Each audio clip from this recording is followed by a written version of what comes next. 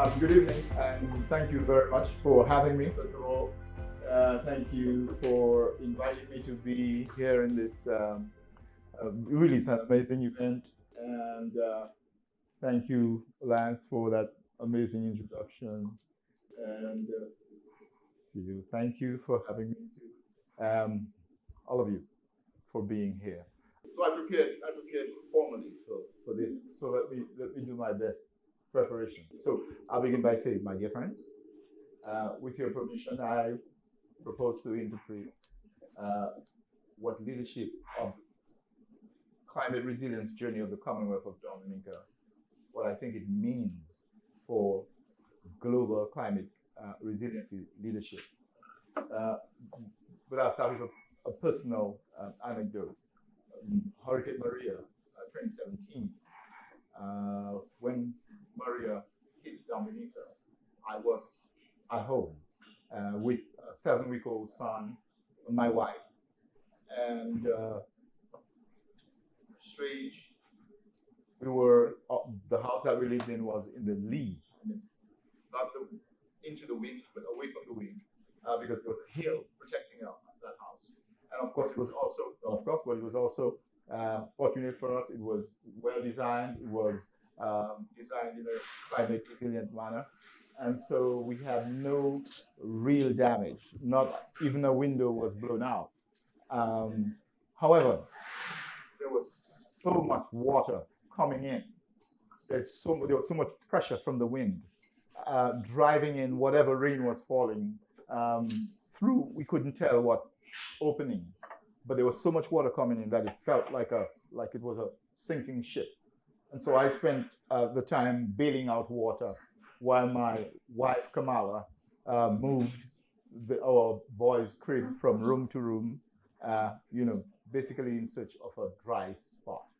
But again, we were fortunate, we survived, and because of one, good technology, and of course, the grace of God. So, but that is my experience, part of my experience in Maria. But really, I want to acknowledge the climate luminaries. They are luminaries to me who have been here today. So the City Clean, Big and Crow, Charlotte, Frederick Chow, whom I met a few minutes ago, Mona Dajani, Elizabeth Watuti, Altosa Sultani, Joseph McNeil Jr., Chris Pallister, Alexander Van der Pearl, pardon me if I butcher your name, and Sabrina Yigela for being explorers. I think they're true border crossers in the climate space, navigating different, consciousness. Also, I want to recognize Pyxera for keeping its eyes on the prize which is scaling solutions as a path to a just and regenerative transition. I think it's a North Star that is captured in the theme of tonight's amazing event. And that theme inspires the theme of my own address here tonight. I salute Pyxera's global partnership for digital justice, which seeks to preserve culture and wisdom from the global south against the ravages of time and climate change. And when we talk about preserving culture and wisdom, an example that pops up to me is that of the indigenous people of the chain of islands that we call the Caribbean. The people who gave their name to that chain of islands, the Caribbean people, now called the Carinago by their own decision, they were almost wiped out, except in the case of Dominica. They're only surviving in Dominica. And they still do have an amazing living legacy in many areas. But they live on a reservation, like some of their cousins, or many of their cousins are in the United States, and in other parts of the world too, especially colonial communities. And also, I must say that a member of that group, race, is thankfully president of the Commonwealth of Dominica today. She's visiting, actually, she will deliver the address as our good friend Lance mentioned. We're happy for that. She's the first woman president of Dominica and the first indigenous person to lead Dominica in about 3 centuries. Now, there is a good reason why I mentioned this group, because they have left us, like I said, many important legacies. But one of them, also in association with the African people who came as enslaved people to the Caribbean, in our Dominica, there is something that we call a little hut in Creole, that is French lexicon Creole, which we also speak, like Haiti and St. Lucia. It's called tikai, meaning petit cat. And it's a little hut, literally a little hut. And in 1979, we had our first Category 5 hurricane strike in living memory. And that was Hurricane David. And there was an amazing thing that we discovered, that in especially one particular case, there were other cases, but there was one of those little huts. You know, those little, basically they used to be called slave huts, tiny little things, usually with a very steep roof. And next to the ruins of a concrete and steel building. So here was this amazing thing that this little hut, the kind of which people have made fun of, was a symbol of your poverty and backwardness. Here it was, surviving after Hurricane David, and this fancy concrete and steel structure ruined. So, in short, we discovered that there was good reason. It wasn't an accident. There were other cases, and there are a number of reasons why that kind of structure survived and still survives. Too much to go into, we couldn't go into detail now. It has to do with the design of the roof. It has to do with its shape and so forth. But that was something that we were really ignoring. Not just ignoring, but actually holding in contempt. And there it was, and really showing up what modernity really is and isn't. This, I believe, is a prime candidate, just a tiny example of a prime candidate for that digital justice work, to preserve so much of that culture that exists in Dominica or the Caribbean countries too. But because Dominica has the last surviving indigenous people, it stands to reason that there's a great chance that things that will be discovered, medicines and so many other practices, may not be found elsewhere.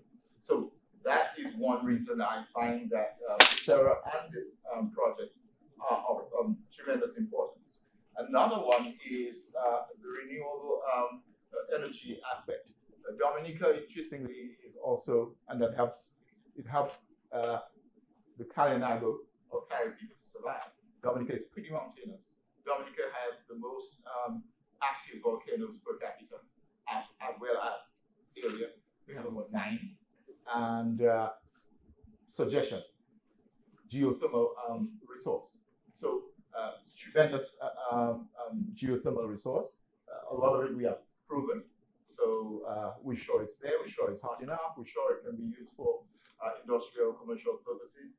And interestingly, our Prime Minister, my strategy here in telling you this is to argue this, that leadership in the small islands of the Eastern Caribbean especially, I think has meaning for climate leadership, especially climate resiliency leadership for the world. So I, in my work with the Prime Minister, especially drawing on my research background as a former academic, I noticed that major strike of Maria, not Maria, but before Maria, which was Erica, on Dominica, there was an effect on the Prime Minister. The Prime Minister basically said, we're going to build back better. So the result was a mantra. Although about 90% of our annual GDP was destroyed during that storm, he said, we're going to build back better. Particularly, there was a bridge. We have a live river running through our city that is happening in too many cities.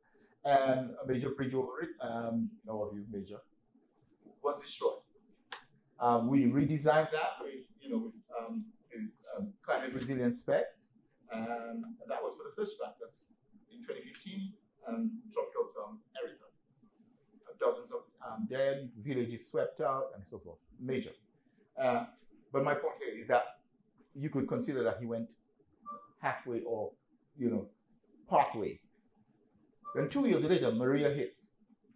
And this time, when Maria hits, he seems to go all the way and declares that the only way to come back from this Hurricane Maria is to commit to making Dominica fully climate resilient, which he calls stronger. So for me, that's an arc of change in a leader and his posture towards at least the environment. And I think that's significant. And it brings us now, especially to the commitment to depending on, especially geothermal energy. We have other sources, but we focus to talk about geothermal energy. But he discovers something that when it came time to actually do the exploration and eventually get to exploitation of the resource, the cost was prohibitive, especially for a tax base of 70,000 people, especially for a small country. And so he tells me, the Prime Minister, and of course there are records for that. We spent more than $100 billion doing geothermal exploration and preparing for its production. The other aspect to it is that we spent about 60% of the money that we've spent over the last 3 or 4 years, more than 4 years, but went to dealing with climate shocks and COVID. Let's add COVID, but it's the idea of shocks. So tropical storm Erica, Hurricane Maria, COVID. So in addition to trying to do this geothermal project to actually change the country and make a contribution towards the global climate situation, in combination with the effects of the very thing we're trying to fight, the cost is absolutely prohibitive. We also are aware, most of us are aware also, that trying to source loans from public sector institutions can be also prohibited in one way or another because of the kinds of requirements, bureaucratic and financial and others.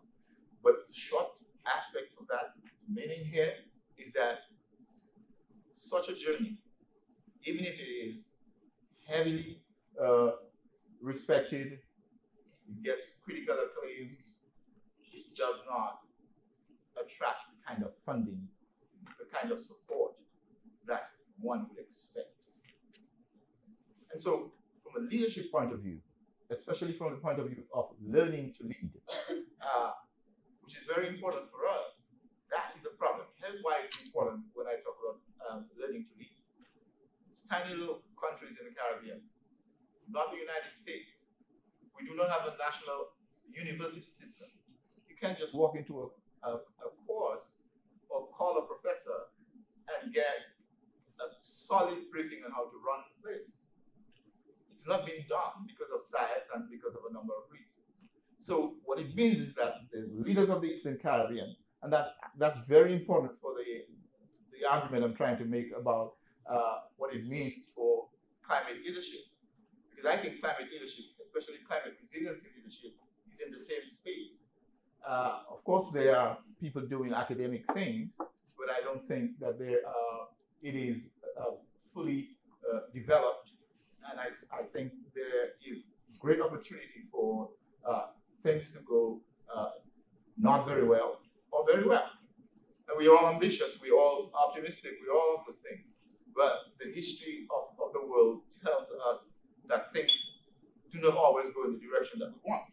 And so looking at holding up Dominica, holding up the Prime Minister and his learning curve with climate resiliency, I think holds some meaning, not only for the Caribbean, but for climate resiliency leadership in the world.